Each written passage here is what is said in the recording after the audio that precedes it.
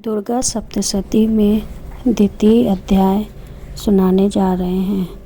ओम दुर्गाय नमः। ओम मध्यम चरित्र के विष्णु ऋषि महालक्ष्मी देवता उष्णिक चंद्र शाकंभरी शक्ति दुर्गा बीज वायु तत्व और यजुर्वेद स्वरूप हैं। श्री महालक्ष्मी की प्रसन्नता के लिए मध्यम चरित्र के पाठ में इसका विनियोग है। मैं कमल के आसन पर बैठी हुई प्रसन्न मुख वाली महिषासुरमर्दिनी भगवती महालक्ष्मी का भजन करता हूँ, जो आपने हाथों में अक्षमाला, फरसा, गदा, बाण, वज्र, पद्य, धनुष, कुंडिका, दंड, शक्ति, खड्ग, ढाल, शंख, घंटा, मधुपात्र, शूल, पाश और चक्र धारण करती हैं। ऋषि कहते हैं, पूर्व काल में देवताओं और असुरों में पूरे 100 वर्षों तक घोर संग्राम हुआ था। उसमें असुरों का स्वामी महिषासुर था और देवताओं के नायक इंद्र थे। उस युद्ध में देवताओं की सेना महाबली असुरों से परास्त हो गई। संपूर्ण देवताओं को जीतकर महिषासुर इंद्र बैठा। तब पराजित देवता प्रजापति ब्रह्मा जी को आगे करके उस स्थान पर गए जहां भगवान शंकर और विष्णु विराजमान थे। देवताओं ने महिषासुर के पराक्रम तथा अपनी पराजय का यथावत वृत्तांत उन दोनों देवेश्वरों से विस्तार पूर्वक कह सुनाया। वे बोले, भगवान महिषासुर सूर्य, इंद्र, अग्नि, वायु, चंद्रमा, यम, वरुण तथा अन्य देवताओं के भी अधिकार छीनकर स्वयं ही सबका अधिष्ठाता बना बैठा है। उस दुरात्मा महिषासुर ने समस्त देवताओं को स्वर्ग से निकाल दिया है। अब वे मनुष्यों की भांति पृथ्वी पर विचरते हैं। दैत्यों की यह सारी करतूत हमने आप लोगों से कह सुनाई। अब हम आपकी ही शरण में आए हैं। उसके वध का कोई उपाय सोचिए। इस प्रकार देवताओं के वचन सुनकर भगवान विष्णु और शिव ने दैत्यों पर बड़ा क्रोध किया। उनकी भौहें तन गईं और मुंह टेढ़ा हो गया। तब अत्यंत कोप में भरे हुए चक्रपाणि विष्णु के मुख से एक महान तेज प्रकट हुआ। इसी प्रकार ब्रह्मा, शंकर तथा इंद्र आदि अन्य देवताओं के शरीर से भी बड़ा भारी तेज निकला। वह सब मिलकर एक हो गया। महान तेज का वह पुंज ज्वलमान पर्वत सा जान पड़ा। देवताओं ने देखा, वहाँ उसकी ज्वालाएं संपूर्ण दिशाओं में व्याप्त हो रही थीं। संपूर्ण देवताओं के शरीर से प्रकट हुए उस तेज की कहीं तुलना नहीं थी। एकत्रित होने पर वह एक नारी के रूप में परिणित हो गया और अपने प्रकाश से तीनों लोकों में व्याप्त जान पड़ा। भगवान शंकर का जो तेज था उससे उस देवी का मुख प्रकट हुआ। यमराज के तेज से उसके सिर में बाल निकल आए। श्री विष्णु भगवान के तेज से उसकी भुजाएं उत्पन्न हुई। चंद्रमा के तेज से दोनों स्तनों का और इंद्र के तेज से मध्य भाग का प्रादुर्भाव हुआ। वरुण के तेज से जंघा और पिंडली तथा पृथ्वी के तेज से नितंब भाग प्रकट हुआ। ब्रह्मा जी के तेज से दोनों चरण और सूर्य के तेज से उसकी अंगुलियां हुई। वसुओं के तेज से हाथों की अंगुलियां और कुबेर के तेज से नासिका प्रकट हुई। उस देवी के दांत प्रजापति के तेज से और तीनों नेत्र अग्नि के तेज से प्रकट हुए थे। उसकी भौहें संध्या के और कान वायु के तेज से उत्पन्न हुए थे। इसी प्रकार अन्य देवताओं के तेज से भी उस कल्याणमयी देवी का आविर्भाव हुआ। तदनंतर समस्त देवताओं के तेज पुंज से प्रकट हुई देवी को देखकर महिषासुर के सताए हुए देवता बहुत प्रसन्न हुए। पिनाकधारी भगवान शंकर ने अपने शूल से एक शूल निकालकर उन्हें दिया। फिर भगवान विष्णु ने भी अपने चक्र से चक्र उत्पन्न करके भगवती को अर्पण किया। वरुण ने भी शंख भेंट किया। अग्नि ने उन्हें शक्ति दी और वायु ने धनुष तथा बाण भरे हुए 2 तरकस प्रदान किए। सहस्त्र नेत्रों वाले देवराज इंद्र ने अपने वेन वज्र से वज्र उत्पन्न करके दिया और ऐरावत हाथी से उतारकर एक घंटा भी प्रदान किया। यमराज ने कालदंड से दंड, वरुण ने पास, प्रजापति ने स्फटिक कांच की माला तथा ब्रह्मा जी ने कमंडलू भेंट किया। सूर्य ने देवी के समस्त रोमकूपों में अपनी किरणों का तेज भर दिया। काल ने उन्हें चमकती हुई ढाल और तलवार दी। क्षीर समुद्र ने उज्ज्वल हार तथा कभी जीर्ण न होने वाले 2 दिव्य वस्त्र भेंट किए। साथ ही उन्होंने दिव्य चूड़ामणि, 2 कुंडल, कड़े, उज्ज्वल अर्धचंद्र, सब बाहुओं के लिए केयूर, दोनों चरणों के लिए निर्मल नूपुर, गले की सुंदर हसली और सब अंगुलियों में पहनने के लिए रत्नों की बनी अंगूठियां भी दी। विश्वकर्मा ने उन्हें अत्यंत निर्मल फरसा भेंट किया। साथ ही अनेक प्रकार के अस्त्र और अभेद कवच दिए। इनके सिवा मस्तक और वक्ष स्थल पर धारण करने के लिए कभी न कुम्हलाने वाले कमलों की मालाएं दी। जलधि ने उन्हें सुंदर कमल का फूल भेंट किया। हिमालय ने सवारी के लिए सिंह तथा भांति भांति के रत्न समर्पित किए। धनाध्यक्ष कुबेर ने मधु से भरा पान पात्र दिया और संपूर्ण नागों के राजा शेष ने, जो इस पृथ्वी को धारण करते हैं, उन्हें बहुमूल्य मणियों से विभूषित नागहार भेंट किया। इसी प्रकार अन्य देवताओं ने भी आभूषण और अस्त्र शस्त्र देकर देवी का सम्मान किया।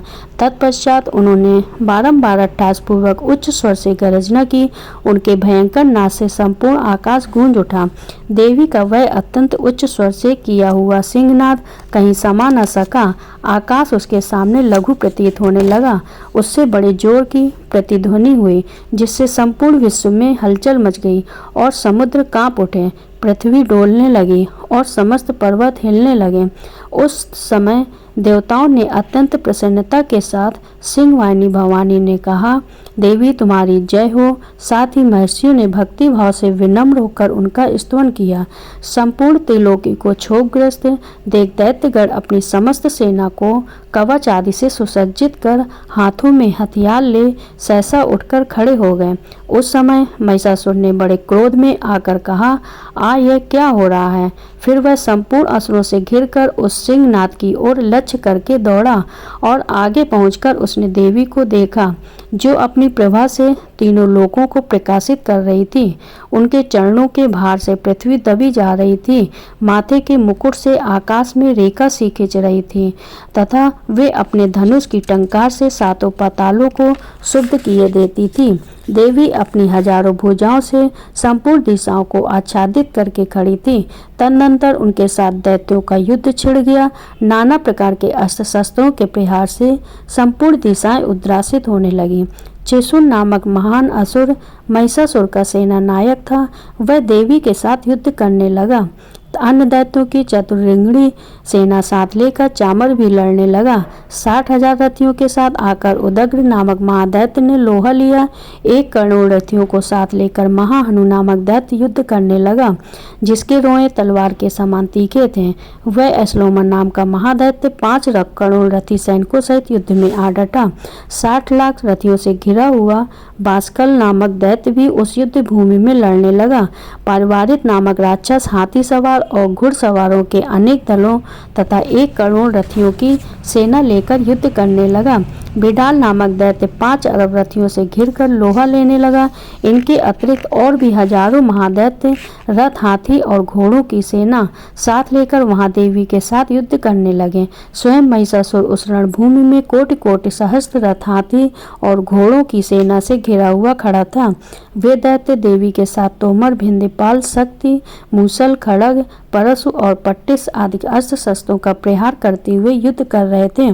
कुछ दैत्यों ने उन पर शक्ति का प्रहार किया, कुछ लोगों ने पास फेंके तथा कुछ दूसरे दैत्यों ने खड़ग प्रहार करके देवी को मार डालने का उद्योग किया। देवी ने भी क्रोध में भरकर खेल खेल में ही अपने अस्त्र शस्त्रों की वर्षा करके दैत्यों के वे समस्त अस्त्र शस्त्र काट डाले।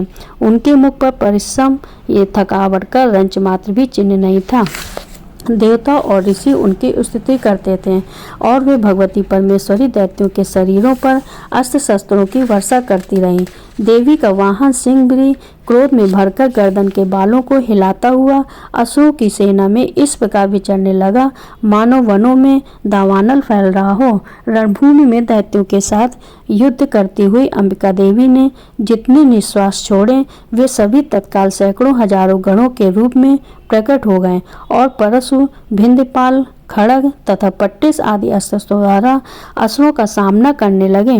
देवी की शक्ति से बड़े हुए वे गण असुरों का नाश करते हुए नगाड़ा और शंख आदि बाजे बजाने लगे। उस संग्राम महोत्सव में कितने ही गण मृदंग बजा रहे थे। तदनंतर देवी ने त्रिशूल से, गदा से, शक्ति की वर्षा से और खड़ग आदि से सैकड़ों महादैत्यों का संहार कर डाला। कितनों को घंटे के भयंकर नाश से मूर्छित करके मार गिराया। बहुतेरे दैत्यों को पास फेंक कर बांधकर धरती पर घसीटा। कितने ही दैत्य उनकी तीखी तलवार की मार से दो दो टुकड़े हो गए। कितने ही गदा की चोट से घायल हो धरती पर सो गए। कितने ही मूसल की मार से अत्यंत आहत होकर रक्त वमन करने लगे। कुछ दैत्य शूल से छाती पड़ जाने के कारण पृथ्वी पर ढेर हो जाते हैं। उस रणरंग में बाण समूहों की वृष्टि से कितने ही असुरों की कमर टूट गई। बाज की तरह झपटने वाले देव पीड़क दैत्यगण अपने प्राणों से हाथ धोने लगे। किन्हीं की बाहें छिन्न भिन्न हो गईं। कितनों की गर्दनें कट गईं। कितने ही दैत्यों के मस्तक कट कट कर गिरने लगे। कुछ लोगों के शरीर मध्य भाग में ही विदीर्ण हो गए। कितने ही महादैत्य जांघें कट जाने से पृथ्वी पर गिर पड़े। कितनों को ही देवी ने एक पांव, एक पैर और एक नेत्र वाले करके दो टुकड़ों में चीर डाला। कितने ही दैत्य मस्तक कट जाने पर फिर गिरकर फिर उठ जाते हैं और केवल धड़ के ही रूप में अच्छे अच्छे हथियार हाथ में ले देवी के साथ युद्ध करने लगते थे। दूसरे कबंध युद्ध के बाजों की लय पर नाचते थे। कितने ही बिना सिर के धड़ हाथों में खड़ग, आसक्ति और रिष्ट लिए दौड़ते थे तथा दूसरे महादैत्य ठहरो ठहरो यह कहते हुए देवी को युद्ध के लिए ललकारते थे। जहाँ वह घोर संग्राम हुआ था वहाँ की धरती देवी के गिराए हुए रथ, हाथी, घोड़े और असुरों की लाशों से ऐसी पड़ गई थी कि वहाँ चलना फिरना असंभव हो गया था। दैत्यों की सेना में हाथी, घोड़े और असुरों के शरीर से इतनी अधिक मात्रा में रक्तपात हुआ था कि थोड़ी ही देर में वहाँ खून की बड़ी बड़ी नदियां बहने लगी। जगदम्बा ने असुरों को विशाल सेना को क्षण भर में नष्ट कर दिया। ठीक उसी तरह जैसे तृण और काठ के भारी ढेर को आग कुछ ही क्षणों में भस्म कर देती है और वह सिंह भी गर्दन के बालों को हिला हिलाकर जोर जोर से गर्जना करता हुआ दैत्यों के शरीरों से मानो उनके प्राण चुने लेता था। वहाँ देवी के गणों ने भी उन महादैत्यों के साथ ऐसा युद्ध किया जिससे आकाश में खड़े हुए देवतागण उन पर बहुत संतुष्ट हुए और फूल बरसाने लगे। ओम दुर्गाय नमः।